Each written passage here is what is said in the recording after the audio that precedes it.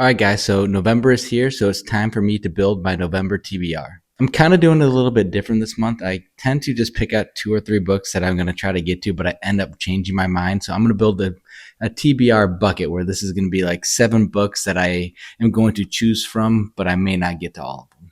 So first, I'll go with the books that I am currently reading, and the first one is All the Pretty Horses by Cormac McCarthy. This is my audiobook currently right now. I'm about 20% in.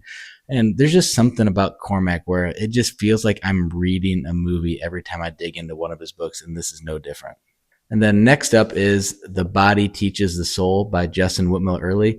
All of his books have been a hit for me so far. I love his writing style, and it seems like this is kind of piggybacking off of his Habit books. And I am about 20 pages in only, but it just seems like this is going to be another fantastic read. And the last book I'm currently reading is my fiction book of choice, and that is Jayber Crow by Wendell Berry. I just started part 3.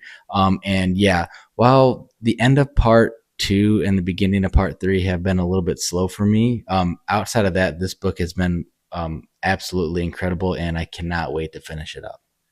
All right, and then the next 4 books are the books that I hope to get to after I finish up these 3. All right, and then next up is Shusaku Endo's Silence. I've heard so many great things about this book, and I can't wait to dig in. All right, and then next up is a book that I've been talking about a lot here, and that is All Things Together by Heath Hardesty. All right, and then next up is The Devil Reads Nietzsche by Michael McEwen. I strictly picked this up because I love the title of the book and I love the art.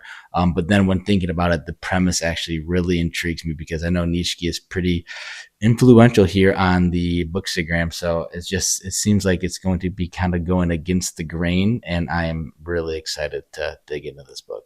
And then last up is also a book I have been reading, but I've been treating it more as a devotional where I'm reading just a little bit each and every day.